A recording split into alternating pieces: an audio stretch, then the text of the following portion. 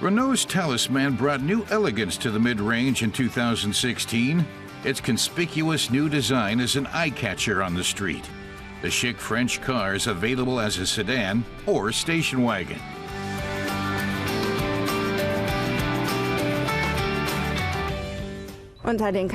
Car tester Ines Petri says station wagons are a long, familiar body form.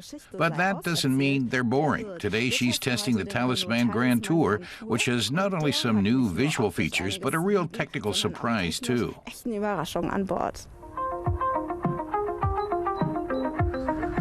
The Talisman offers a choice of 2 turbocharged gasoline and 3 turbo diesel engines. Ines is testing the car with the most powerful diesel, which puts out 118 kilowatts. It accelerates from 0 to 100 in 9.6 seconds. Top speed 213 kilometers an hour. The engine, with its 2 differently sized turbochargers, already reaches its maximum torque of 380 Newton meters at 1,750 revs. The Talisman has a 6-speed double-clutch transmission. The nearly 4.9-meter-long station wagon is extremely maneuverable. The technical highlight is the dynamic all-wheel steering, says Ines. When you take a curve at speeds of up to 80 kilometers an hour, the rear wheels turn in the opposite direction, providing more dynamics and agility. You really see the difference. 4Control is the name of the system that turns the rear wheels to up to 3.5 degrees. This shrinks the car's turning radius by 80 centimeters to 11.30 meters. The rear wheel's tire tread protrudes clearly from the wheel well. To compare, here you see the moment when the car begins moving straight ahead again.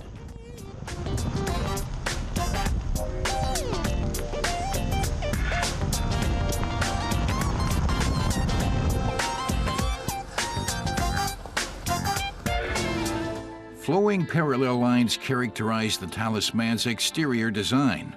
The daytime running lights extend far beyond the headlights to the bumpers. A long hood, highly convex surfaces on the doors, and chrome trim on the side windows make the car seem even longer.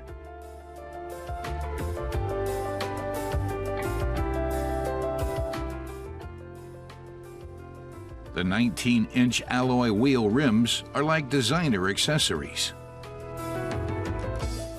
At the rear, the expansive light design underscores the car's width.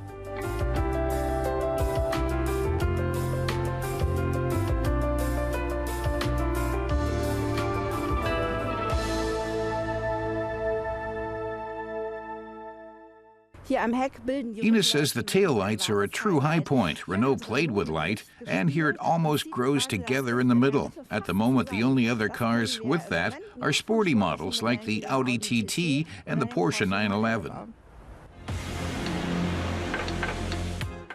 The rear hatch opens at the push of a button, offering a roomy trunk. But the broad, lacquered, and unprotected area on the bumper is impractical when you stow cargo.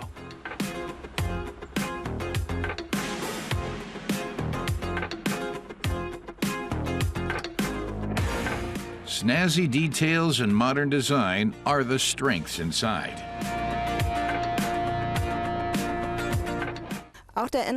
Ines likes the Talisman's interior too. The large vertically arranged display replaces a great number of buttons. Among the buttons, this one here catches your eye. It has a flower with 5 petals, each standing for a different driving mode. When Ines presses here, the lighting mood changes along with the driving mode. One of the modes can be defined by the owner. The multi-sense system, with its adaptive suspension adjustments and other adjustment options, is standard equipment even in the basic model. Compared with other cars that have ambience lighting, the colors here are very intense, but they can be dimmed down. The playful colored light contrasts with the clear arrangement of the interior. The materials used seem very high quality and are pleasant to the touch.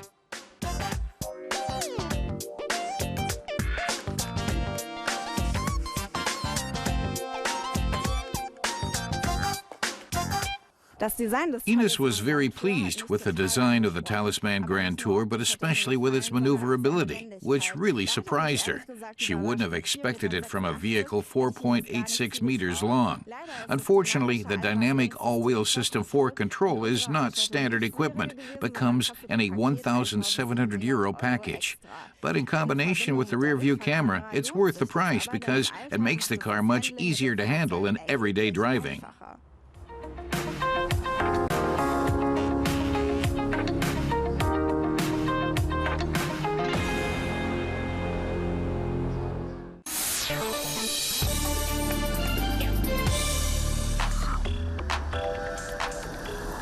Car tester Renault Talisman says BMW's 2 Series Coupe runs in a competitive pack. Audi and Daimler have compacts with more than 185 kilowatts of power, but the 230i's 2-liter 4-cylinder turbo churns out 252 horses, or nearly 188 kilowatts. So is the BMW the predator or the prey?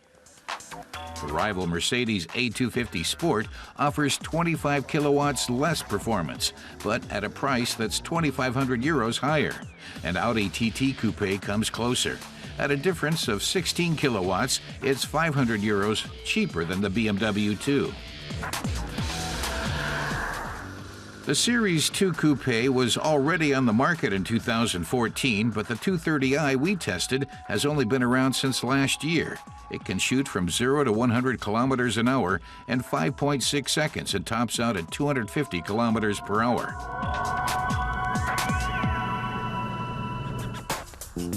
Looking at the exterior, it's no wonder the 2 Series Coupe zips along. It's just like a 4 Series BMW in miniature, just not as flat or wide. Just about everything in the engine compartment is clad in plastic and discreetly screened off, but at least it looks tidy.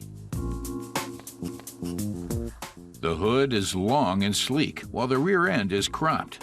The 2 Series is a classic coupe. The Mercedes A-Class doesn't have the same flair, and the TT's looks don't quite cut it either. The shape of the taillights is reminiscent of the X6.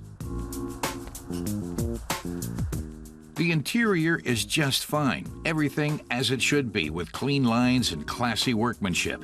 But the competitors from Ingolstadt and Stuttgart can match it as a matter of course. There are plenty of dust-catching shiny surfaces in most of today's cars.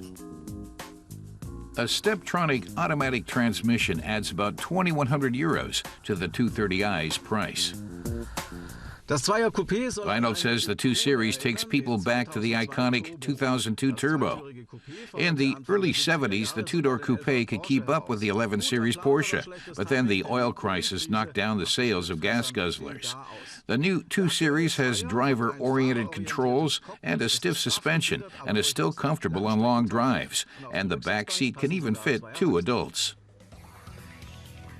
Our test car has been fitted out with the M Sport package. It includes the M Sport's chassis, aerodynamic body styling, a leather steering wheel, and sport seats up front for an extra €3,600.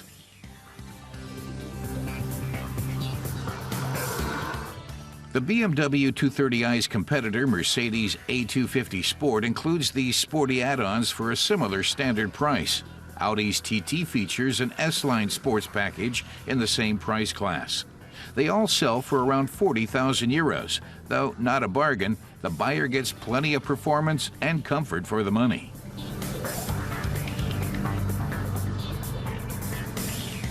For people who don't want so much vroom, but like the looks of the 2 Series Coupe, there's the intro gasoline model with a 100 kilowatt engine. It sells for just over €28,000.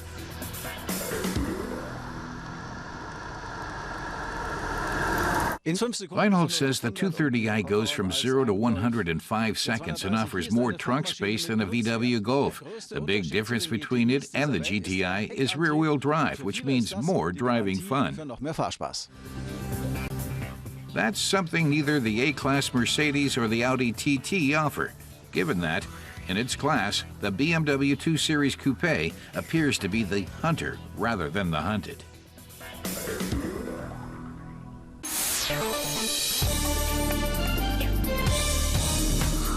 The fifth generation of the Seat Ibiza is having its world premiere in Barcelona. The Ibiza has always been the Volkswagen subsidiary's mass product. So far, 5.4 million have been sold, 600,000 of them on the German market alone.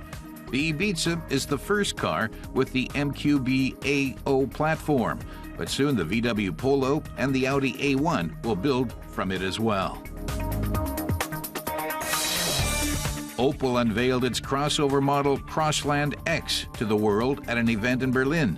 4.21 meters long, the Crossland X is 16 centimeters shorter than the Opel Astra, but 10 centimeters taller.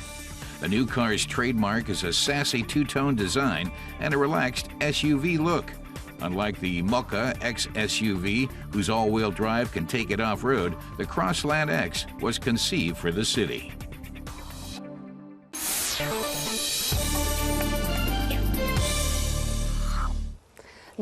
Car tester Michelle Assenmacher has been thinking about what a car would need to have to be perfect for everyday driving. She came up with a list of 5 important factors. One is the feel-good factor. Michelle says she has to be able to get in and feel at home and understand it right off the bat. Another is good visibility. Often there's very little room to park in big cities, so it's important to be able to see all around the car. A third is spaciousness. She needs room for at least 5 people. The fourth is fuel economy. She covers enough kilometers per day that she really couldn't afford a car that guzzles fuel.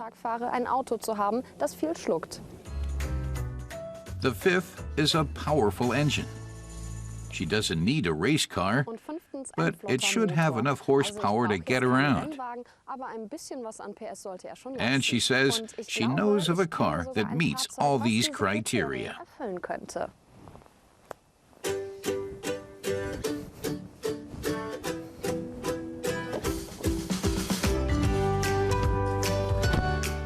The Mazda 2, as it's called in Germany, is a snappy little car, apparently made for city dwellers and drivers. And it's snappy for a good reason.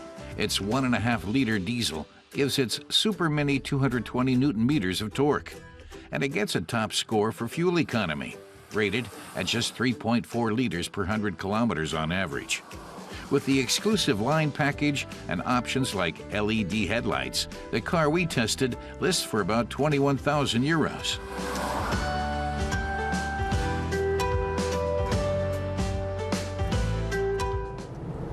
As far as the feel-good factor goes, Michelle felt at home the moment she got behind the wheel, maybe because she drives a Mazda 2 herself. All the controls are within easy reach, so she knew where everything was right away. The 6 gears let you cruise along comfortably at high speeds and low revs, rare for a super mini compact. The next factor is visibility. Michelle is going to look for a parking spot and find out how good it really is. The rear parking sensors make it easier to fit into tight spots, but they're only available at extra cost. The 650 euro touring package includes rain-sensing wipers, a light sensor, and heated drivers and passenger seats.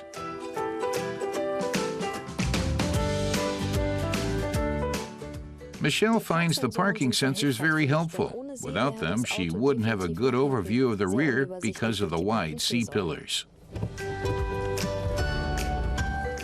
But a relatively short length, under 4 meters, also helps when looking for parking spots.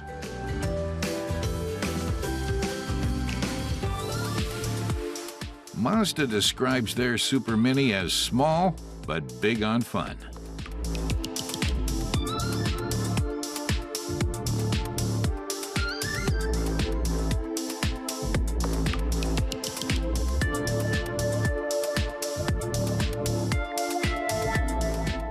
Mazda's range of engines deliver greater performance for lower fuel consumption, thanks to the SkyActiv technology. Apparently, the secret is the high compression ratio. Normally, this would make the engine knock, but increasing the fresh air and reducing hot residual gas keeps it running nice and smoothly. Inside, everything's in easy reach. The carbon fiber multifunction steering wheel buttons give the car a sporting feel. The carbon fiber trim throughout the interior succeeds in striking just the right balance of sportiness and practicality. In comparison to other brands, the multimedia system is extremely straightforward. Instead of distracting touch controls, one single knob covers all the functions. Next is the third factor, spaciousness. If Michelle's taking off on a trip with a small family, will the Mazda 2 provide enough room?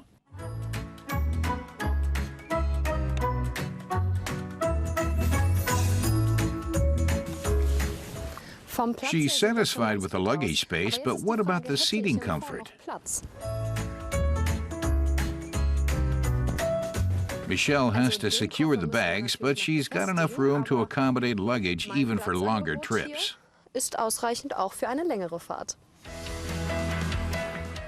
Our test car's exclusive line package also includes tinted rear and side windows. Now Michelle comes to her fourth factor, economy. She's running on 5.6 liters per 100 kilometers, but she's managed to get it down to 5.2, still a far cry from the factory-rated 3.4 liters. It's nothing unusual to find consumption higher in practice than the manufacturer's ratings. The fifth and last factor is the powerful engine. At 77 kilowatts, the Mazda 2 is nothing to be ashamed of. But Michelle misses the acceleration on winding roads. She wants to be pushed into the seat just a little.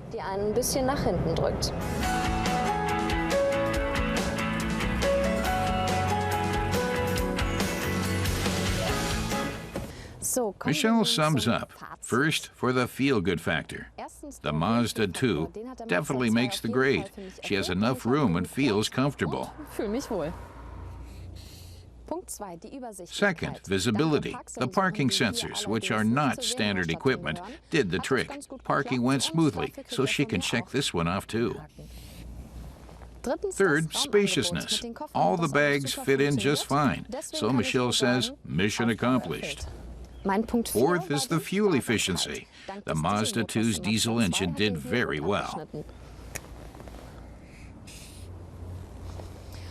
Her final criterion is the powerful engine. She doesn't expect a sports car. Fuel consumption is more important for everyday driving than a fast engine. So she recommends the car without reservation and gives it good marks down the list.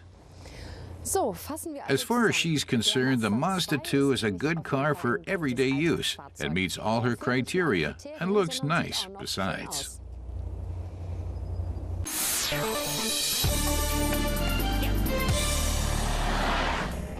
Armies of tradesmen have spent a good part of their lives in the driver's seat of the very first generation of the VW bus, called simply the T1. Driver Christoph Bauer's taking one of the more than 1.8 million T1s built out for a spin. The VW bus was the right vehicle at the right time. Christoph recalls its history starting in 1947 as West Germany was still rebuilding from the Second World War. Back then, tradespeople urgently needed a practical utility van to carry their tools and materials from A to B. Despite the massive damage at the VW plant in Wolfsburg, a solution was eventually found. At the time, VW workers were carrying parts and materials with a transporter they'd built themselves by putting a simple flatbed on a Beetle chassis and engine. The parts carrier inspired visiting Dutch VW importer Ben Pon to sketch what would become the VW bus. The engineering was based entirely on the still new Beetle, the only VW in production at the time. Christoph continues, in the autumn of 1948, VW chief Heinrich Nordhoff approved the construction of a utility van designed to carry a 750-kilogram payload based on the dependable VW Beetle. But it was not that easy, nor cheap. As it happened, the Beetle chassis tended to break up under a full load on the poor quality roads of the time. The Beetle's platform chassis wasn't strong enough to handle the 1.5 tons of a fully loaded transporter, so VW's engineers created a new ladder chassis with a single unit body. But the axles, engine, and many other parts were still taken from the Beetle. It was 1950, and all they needed was the right name. Christoph explains that in Germany, the VW bus is known as the Bulli, a mixture of bus and Lieferwagen, or delivery van. Unfortunately, the name was already trademarked, and other suggestions such as Felix, Juwel, Mulix, and Triumphator were also shot down by the patent office. So what? The VW bus was given the simple designation Type 2. But its German fans didn't care. They still know it as the Bulli today. Für sie ist und bleibt der Bulli. The VW bus was a hit with the car-buying public in Germany and the world over. In 1954, the 100,000th unit came off the production line. Extra editions, like the Samba bus, and the practical flatbed pickup soon appeared. The highly versatile VW bus enjoyed huge popularity. For Christoph, this is one of the friendliest and most likable faces in automotive history. These funny bug eyes attract lots of nostalgic looks on the road, but the bus came close to looking quite different. Production would have been a great deal cheaper for a body with square contours, but tests in the wind tunnel showed that round edges made for much less wind resistance. So the VW bus was in fact one of the pioneers of aerodynamics. The split front windshield. The V-shaped front panel and a gargantuan VW emblem gave the first generation of the bus its now iconic face. A higher ground clearance and a practical flatbed with an optional canvas cover helped make the T1 pickup the ideal construction site workhorse. The double cab was introduced in 1958 with space for 6 workers and their tools, but heavy loads still pushed the engine to its limit.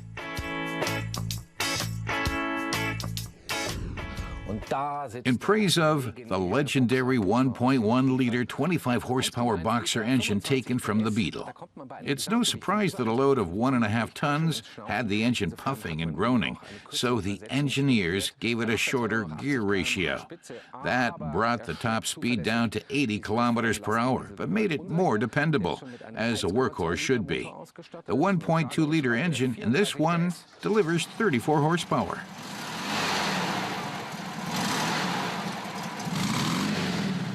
These days, the vintage T1 buses are mostly retired from their labors. With no load, they can be surprisingly nippy, even if the maximum speed of just 95 kilometers per hour and the partially synchronized transmission will keep a drive in the country very leisurely. Christoph attributes the VW bus's enormous success to its incredible versatility. The version he's driving now is a double cab pickup, or as its fans call it, a Doka. And Dokas were the preferred vehicle of builders. The high-load sill helps it get through rough terrain, such as foundation pits, with ease. Ganz lässig in die Baugrube reinfahren und auch wieder raus. Like all the other editions, the double cab pickup was a bestseller. In 1958, Volkswagen moved production from Wolfsburg to a plant built especially for commercial vehicles in Hanover. 3 years later, the 1 millionth VW bus rolled off the assembly line.